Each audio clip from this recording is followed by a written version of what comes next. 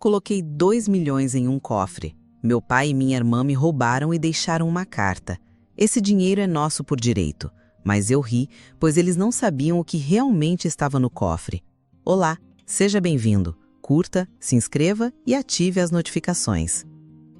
Eu consegui. Depois de 6 anos mergulhada em códigos, noites mal dormidas e uma quantidade de café que poderia encher uma piscina, eu finalmente tinha conseguido. Vendi minha startup, um aplicativo de logística que criei do zero no meu pequeno apartamento, por 20 milhões de reais. Lembro-me de olhar para o extrato bancário no celular, de atualizar a página umas 10 vezes só para ter certeza de que aqueles zeros todos eram reais. Eram. Eu, Beatriz, aos 28 anos, estava milionária. A primeira coisa que me veio à mente não foi um carro de luxo ou uma viagem pelo mundo. Foi uma casa. Não era qualquer casa, era uma casa específica, uma que eu namorava há anos durante minhas corridas matinais para aliviar o estresse. Ficava num bairro tranquilo, com uma fachada de tijolinhos, uma porta de madeira pesada e uma varanda charmosa, coberta por uma trepadeira de flores lilás. Era o tipo de casa que parecia ter abraços quentinhos e cheiro de bolo saindo do forno. Era o lugar perfeito para, quem sabe um dia, construir minha própria família e dar aos meus pais o conforto que eles nunca tiveram. O dono, um senhor de idade, queria fechar negócio à moda antiga, uma parte significativa em dinheiro vivo para agilizar tudo e evitar burocracias. Para ele, 2 milhões em espécies selariam o acordo na hora. Para qualquer outra pessoa, sacar essa quantia seria um pesadelo logístico e de segurança. Mas para mim, parecia apenas um pequeno obstáculo. Minha primeira ligação foi para meu pai, Marcos. "Pai, eu consegui! Vendi a empresa!" Eu gritei no telefone e pude ouvir a emoção em sua voz embargada do outro lado. Meu pai era meu herói, o homem que fez bicos e horas extras a vida toda para que eu e minha irmã, Renata, 2 anos mais nova, tivéssemos o que comer e pudéssemos estudar. Renata, 2 anos mais nova, sempre foi minha sombra, minha confidente. Éramos um trio inseparável. Expliquei meu plano de comprar a casa e a necessidade do dinheiro em espécie. "Pai, preciso de um grande favor. Posso guardar o dinheiro no seu cofre por uma noite? O seu é antigo, daqueles de ferro fundido. Ninguém imaginaria. É mais seguro do que levar para o meu apartamento", eu disse. "Claro, minha filha. Que pergunta? Esta casa é sua. O cofre é seu. Traga para cá. Estará mais seguro aqui do que no Banco Central", ele respondeu com aquela confiança inabalável que só ele tinha. No dia seguinte, fui ao banco. A gerente me olhou com os olhos arregalados quando solicitei o saque. Foi preciso um dia inteiro de preparo, mas no final da tarde eu tinha 2 malas pesadas, cheias de notas de R$ 100. Contratei uma empresa de segurança de altíssimo nível para fazer o transporte. Eles eram extremamente profissionais, cheios de protocolos. Me fizeram assinar uma pilha de papéis que mal li, confesso. Estava exausta e ansiosa. Minha mente já estava na pintura dos quartos e no jardim que eu plantaria. Lembro de ver algo sobre um protocolo de contingência e um seguro altíssimo. Assenti, assinei onde eles apontaram e foquei apenas em levar as malas para a casa do meu pai. Cheguei lá no início da noite. Meu pai me recebeu com um abraço de urso, daqueles que estalam as costas. Renata veio logo atrás, sorrindo. "Nossa, Bia, é verdade mesmo? Você está rica?" ela disse, olhando para as malas com uma curiosidade que na hora me pareceu inocente. "Estamos, Rê. Agora vou poder cuidar de vocês como sempre sonhei", respondi abraçando-a. Fomos até o escritório do meu pai, um cômodo pequeno nos fundos da casa. Ele se ajoelhou, girou o segredo do cofre antigo e abriu a porta de aço pesada. Eu mesma coloquei as malas lá dentro. O som do metal batendo ao fechar foi como o som da segurança absoluta. "Pronto, minha filha. Agora vá para casa. Descanse. Amanhã você realiza seu sonho", disse meu pai colocando a mão no meu ombro. Dormi como uma pedra naquela noite, pela primeira vez em anos sem me preocupar com planilhas ou investidores. Acordei com o sol no rosto, sentindo uma felicidade pura, infantil. Tomei um banho rápido, coloquei um vestido leve e nem tomei café. A ansiedade para pegar o dinheiro e ir encontrar o proprietário da minha casa nova era grande demais. Cheguei à casa dos meus pais e estranhei o silêncio. A porta estava destrancada. Chamei. "Pai? Renata?" Nenhuma resposta. Fui andando pela casa, um calafrio começando a subir pela minha espinha. A cama do meu pai estava arrumada. A de Renata também. As roupas deles não estavam no armário. Uma xícara de café pela metade estava na pia. Corri para o escritório. Meu coração parecia que ia explodir. A porta do cofre estava escancarada. E dentro não havia nada. Vazio. As malas, o dinheiro, tudo tinha sumido. Por um segundo, o mundo ficou mudo. Eu não conseguia respirar. Caí de joelhos, minhas mãos procurando desesperadamente por algo que não estava lá. Foi quando meus dedos tocaram um pedaço de papel. Uma única folha, dobrada no fundo do cofre. Com as mãos tremendo tanto que mal conseguia segurá-la, eu abri. A caligrafia era do meu pai. Beatriz, se você está lendo isto, saiba que não foi uma decisão fácil, mas foi necessária. Esse dinheiro é nosso por direito. Você se esqueceu de quem te apoiou e sacrificou tudo para você chegar aonde chegou. Nós cuidamos de você a vida inteira. Agora é nossa vez de ter uma vida de verdade, sem preocupações. Não nos procure. Marcos e Renata. Cada palavra era uma facada. Nosso por direito? A frase coava na minha cabeça, misturando-se com o som do meu próprio soluço. O chão frio sob meus joelhos, o cheiro de mofo do cofre antigo. A visão daquelas palavras cruéis. Tudo se tornou um borrão. Meu pai, meu herói, minha irmã, minha melhor amiga. Eles não tinham apenas roubado meu dinheiro, eles tinham roubado minha alma, minha confiança, minha história. Naquele momento, no chão daquele escritório vazio, eu não era uma empreendedora de sucesso. Eu era apenas uma garota traída, com o coração feito em pedaços pela única família que eu tinha. E a dor era 1000 vezes pior do que a perda de qualquer quantia de dinheiro. As primeiras horas foram um borrão de dor e pânico. Sentei ali no chão frio do escritório, por um tempo que não consigo medir. O bilhete amassado na minha mão era a única prova de que o pesadelo era real. Quando finalmente consegui me levantar, minhas pernas tremiam. A primeira coisa que fiz, em modo automático, foi o que qualquer cidadão faria. Liguei para a polícia. 2 policiais vieram, um mais velho, com o olhar cansado, e um mais novo, anotando tudo em um bloquinho.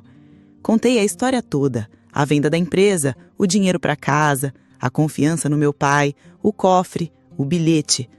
O policial mais velho ouvia com uma paciência que parecia beirar o tédio. Senhorita, ele começou com a voz grave. Casos de família são os mais complicados. O dinheiro estava sob a guarda do seu pai, na casa dele. Legalmente é uma área cinza. E 2 milhões de reais em espécie, sem rastreio. Para ser honesto, as chances de recuperarmos são mínimas. Eles provavelmente já estão longe, talvez até fora do país. Cada palavra dele era um balde de água fria. Área cinza? Mínimas chances? Eu não queria ouvir aquilo. Eu queria que ele me dissesse que ia mobilizar toda a força policial para encontrar aqueles traidores. Mas a realidade era dura e burocrática.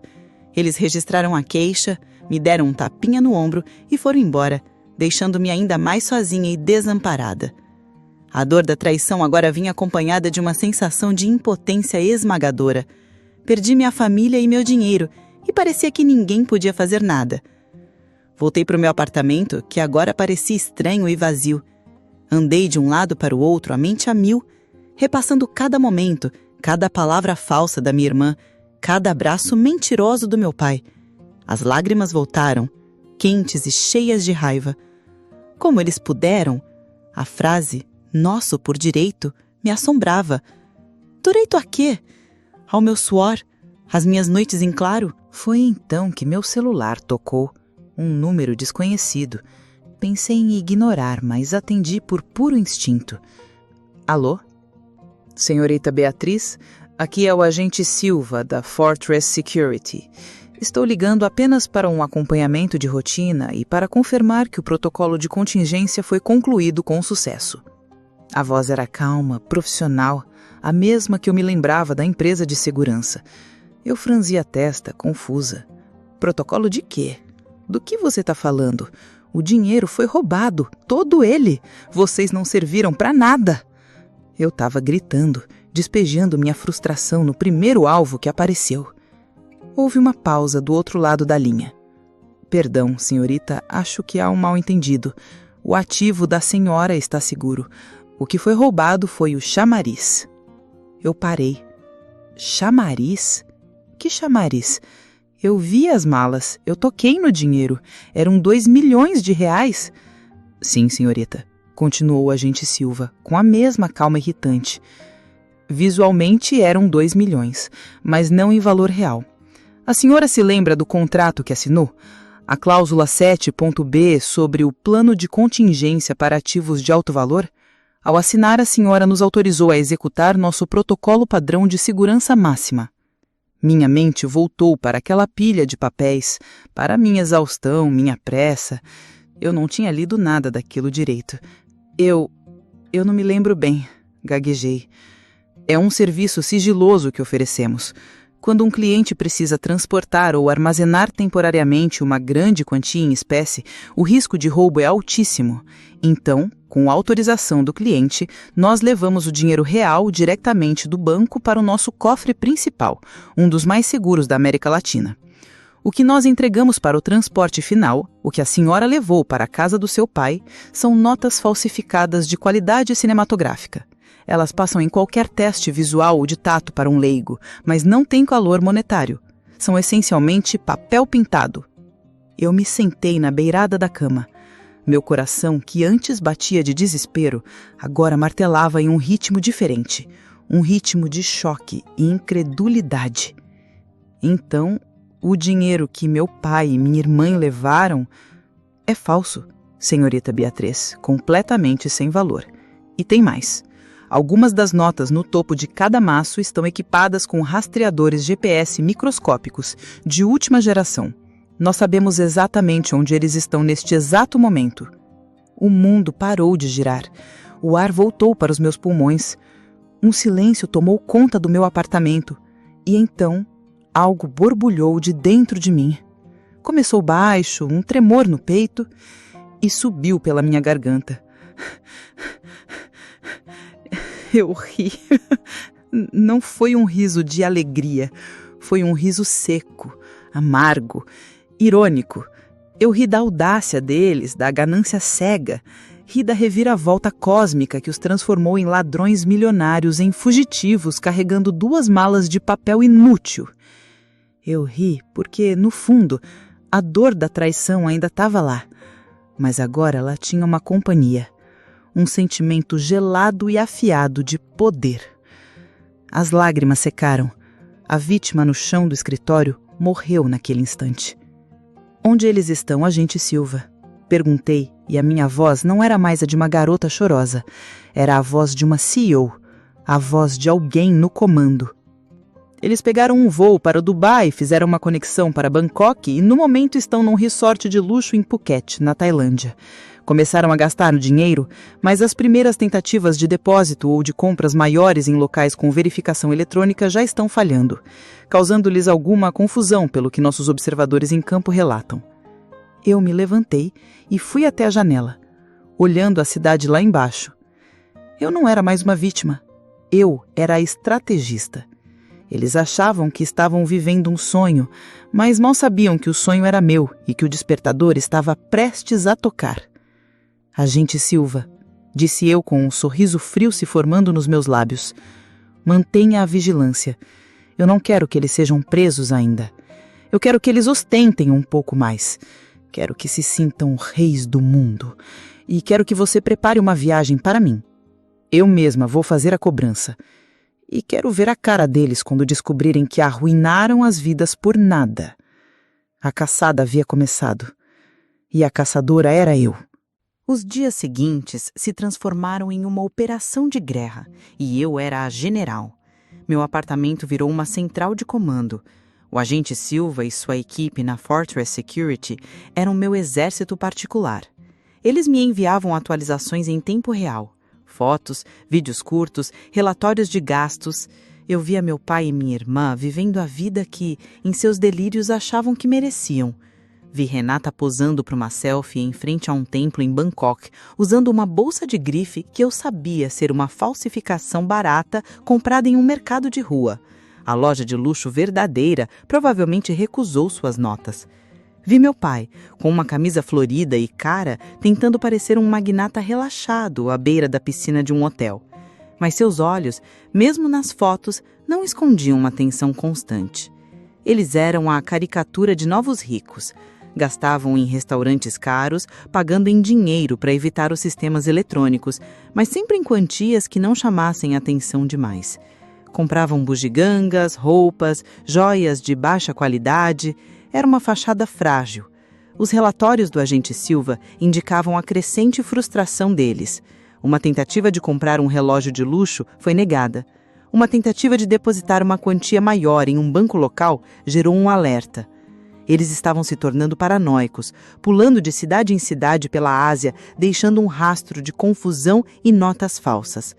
Deixaram a Tailândia, passaram brevemente por Singapura e agora a inteligência apontava para o destino final deles, Tóquio. Eles estão ficando desesperados, senhorita Beatriz, disse o agente Silva em uma ligação.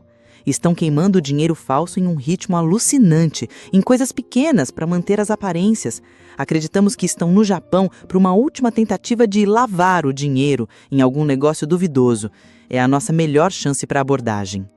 Prepare tudo, Silva, eu respondi, a voz firme. Eu estou indo para lá. Quero que a polícia local e a Interpol estejam a postos, mas eles só agem sob o meu comando. Este final é meu. O voo de 12 horas para Tóquio não foi para descanso, foi para preparação. Eu não sentia mais a dor aguda da traição. Aquela ferida havia cicatrizado e se tornado uma armadura fria. O que eu sentia era uma determinação gélida, a mesma que eu tinha antes de uma reunião importante com investidores. Eu repassava o cenário na minha cabeça, as palavras que eu diria. Não haveria gritos, não haveria choro, minha vingança não seria barulhenta, seria silenciosa, cirúrgica e devastadora. A equipe de Silva os localizou em um restaurante extremamente elegante no bairro de Ginza, em Tóquio. Um lugar com poucas mesas, serviço impecável e uma conta que, mesmo para mim, seria exorbitante. Era o palco perfeito. Eles estavam tentando dar o último golpe, projetar uma imagem de poder e riqueza que nunca tiveram. Quando eu entrei no restaurante, o maitre se curvou. Eu estava vestida para a ocasião, um vestido preto, simples e caro, sapatos de salto que faziam um barulho discreto e poderoso no chão de madeira polida. Meu cabelo estava preso em um coque perfeito. Eu não era a Bia que eles conheciam. Eles estavam em uma mesa no canto, com uma garrafa de champanhe aberta. Renata ria de algo que meu pai dizia, um riso um pouco forçado demais. Então ela me viu. O sorriso congelou em seu rosto. Ela cutucou meu pai, que se virou lentamente. A cor sumiu do seu rosto. O choque, o medo e a surpresa transformaram seus semblantes. Eu caminhei lentamente até a mesa deles. Não disse nada, apenas parei ali, olhando-os de cima. Beatriz? Gaguejou meu pai, levantando-se um pouco da cadeira. O que você está fazendo aqui? Uma pergunta melhor seria: o que vocês estão fazendo aqui? Aproveitando a vida boa? Esquecendo que os R$ 100 de vez que meu pai dava não eram suficientes para restar em paz? Renata me fuzilou com os olhos, a covardia dando lugar à raiva. Você não tinha direito de nos seguir. A gente só pegou o que era nosso. Você ficou com milhões. Aquilo não era nada para você. Eu quase sorri da lógica patética dela. Não era nada? Eram meus 2 milhões de reais. O dinheiro para comprar a casa dos meus sonhos. A casa que eu queria dar a vocês também um dia. Mas vocês tinham pressa, não é? Você nunca ia dividir nada, meu pai finalmente falou, a voz trêmula de raiva e culpa. Você ia nos deixar para trás com sua vida de rica. Nós garantimos nosso futuro. Garantiram? Perguntei, inclinando-me um pouco para frente, apoiando as pontas dos dedos na toalha de linho branco da mesa. Deixe-me contar uma coisa sobre o futuro de vocês, sobre esse dinheiro pelo qual vocês destruíram nossa família. Eu fiz uma pausa, saboreando o momento. Vi a confusão nos olhos deles. O dinheiro é falso. O silêncio que se seguiu foi absoluto. Eles me olharam, primeiro com incredulidade, depois com um pânico que começou a tomar conta de suas feições. O quê? Renata sussurrou. Cada nota nessas malas que vocês carregaram pelo mundo é papel. Papel pintado, sem valor algum. Uma isca. parte de um protocolo de segurança que vocês, na sua ganância, nem imaginaram que pudesse existir, expliquei, com a clareza de quem apresenta um relatório. O dinheiro de verdade, os meus 2 milhões de reais, nunca saíram de um cofre seguro. Vocês se tornaram fugitivos internacionais, cometeram crimes em múltiplos países por um monte de papel inútil. O rosto do meu pai desmoronou. A máscara de homem orgulhoso se quebrou em 1000 pedaços, revelando o homem pequeno e desesperado por baixo. Renata começou a tremer, os olhos arregalados de puro terror, olhando para a bolsa de grife ao seu lado como se fosse lixo. A realidade os atingiu como um trem. Toda mentira, toda ostentação, tudo se desfez naquele instante.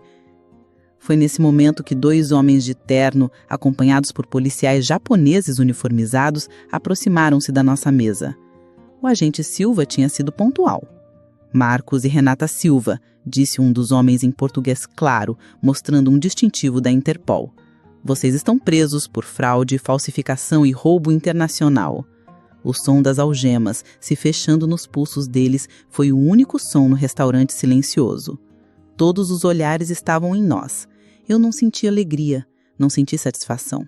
Senti apenas um vazio imenso e a confirmação de que tudo tinha acabado. Vi-os serem livados, 2 ladrões patéticos, cujo grande golpe foi, no fim das contas, uma piada trágica. Eu fiquei ali, de pé, por mais um momento, a estrategista que havia vencido a guerra. Mas, ao vencer, percebi que não havia prêmio, apenas as ruínas de uma família que nunca mais existiria. Quando os policiais levaram meu pai e minha irmã, o barulho das sirenes se distanciando foi substituído por um silêncio ensurdecedor no restaurante. Todos os olhares estavam em mim. Não eram olhares de admiração, mas de curiosidade mórbida, como se eu fosse a atração principal de um espetáculo bizarro. Não havia triunfo no meu peito, nem a doce satisfação da vingança que eu imaginara. Havia apenas um vazio frio e profundo. Eu me senti oca por dentro. A general que venceu a guerra agora se via sozinha no campo de batalha, cercada apenas pelos destroços do que um dia foi sua vida. Paguei a conta da mesa deles, um último ato irônico, e saí para a noite movimentada de Tóquio, sentindo-me mais sozinha do que nunca. A volta para casa foi melancólica. O agente Silva e a Fortress Security cuidaram de toda a burocracia. Meus 2 milhões de reais foram transferidos de volta para minha conta com a mesma eficiência com que haviam sido protegidos.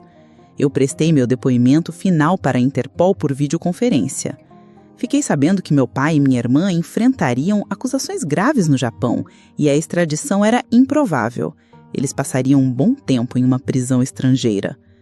A notícia não me trouxe alegria, apenas um peso sombrio de finalidade. Eles fizeram suas escolhas e eu fiz as minhas. O resultado foi a aniquilação completa da nossa família. As semanas seguintes foram cinzentas. Eu tinha tudo o que sempre quis: segurança financeira, sucesso profissional, liberdade. Mas a alegria havia desaparecido. O dinheiro na minha conta parecia manchado. O sonho da casa com a varanda florida parecia uma fantasia boba de uma garota ingênua que eu não era mais. Como poderia construir um lar feliz sobre uma fundação de traição e dor? Pensei em desistir de tudo, vender minha parte na nova empresa, me mudar para um lugar onde ninguém me conhecesse e tentar esquecer. Eu havia vencido, mas me sentia derrotada. Um dia, recebi uma carta, enviada pelo consulado. A caligrafia era da minha irmã, Renata. Hesitei, mas abri. Não era um pedido de desculpas. Eram páginas e páginas de acusações e justificativas. Ela me culpava pela arrogância, dizia que meu sucesso me deixou cega, que eu os humilhava com minha riqueza. Dizia que o plano era do nosso pai, que ele se sentia um fracassado e queria dar a ela, Renata, a vida que ele nunca pôde proporcionar. Em nenhum momento ela assumiu a responsabilidade. Ela ainda acreditava que tinha algum direito sobre a minha vida e o meu trabalho. Li a carta até o fim. A raiva que eu senti foi diferente. Não era a raiva fria da vingança, mas uma raiva limpa, libertadora. Amassei o papel e joguei no lixo. Naquele momento, eu entendi. A dor que eu sentia não era só pela perda deles, mas por me agarrar à imagem de uma família que talvez nunca tivesse existido de verdade. A lealdade e o amor que eu sentia era uma via de mão única. Libertar-me deles não era apenas um ato de vingança, mas de sobrevivência.